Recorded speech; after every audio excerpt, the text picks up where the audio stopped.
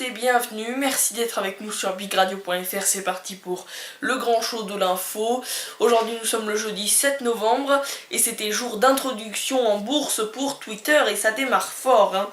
Le réseau social a donc fait son entrée en bourse ce jeudi à New York et dans les minutes suivant son début de cotation, le titre dont le prix d'introduction était fixé à 26 $, atteignait 49,80 $. Comme d'habitude, les échanges ont commencé à 9h30, 15h30 heure de Paris, mais l'effervescence était un peu plus forte sur le floor de Wall Street ce jeudi, en cause l'entrée en bourse de Twitter.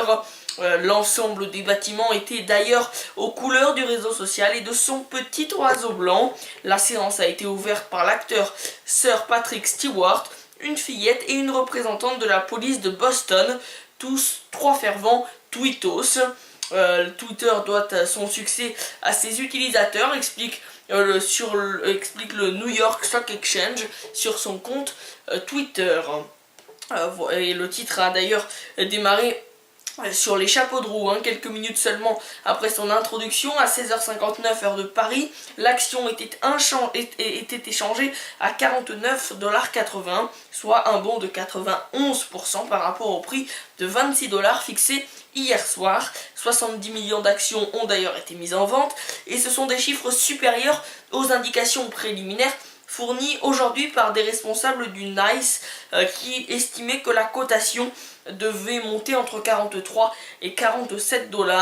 En tout cas, l'opération a permis à Twitter de lever dès aujourd'hui 1,82 milliard, un montant qui pourra monter jusqu'à 2,1 milliards en cas d'exercice d'une option de surallocation valable une trentaine de jours et portant sur 10,5 millions de titres supplémentaires. Alors on est quand même loin des 16 millions de dollars levés en mai 2012 par Facebook, qui détient le record de la plus grosse introduction en bourse dans le secteur technologique aux États-Unis, mais Twitter fait jeu à peu près égal avec le géant de l'internet Google, qui occupe pour l'instant la deuxième place avec ses 1,92 milliards de dollars. En tout cas, ces 1,92 milliards de dollars avaient été récoltés en août 2004 selon les données de recherche du cabinet spécialisé Dealogic. En tout cas, sachez que vous pouvez suivre Big Radio sur la page Twitter, twitter.com/bigradiofr. Le bloc-notes a commencé par la Syrie et des preuves de vie assez récentes des journalistes français. Interrogé sur iTélé, Laurent Fabius a indiqué que la France avait reçu récemment la preuve que les 4 reporters dans le pays étaient en vie.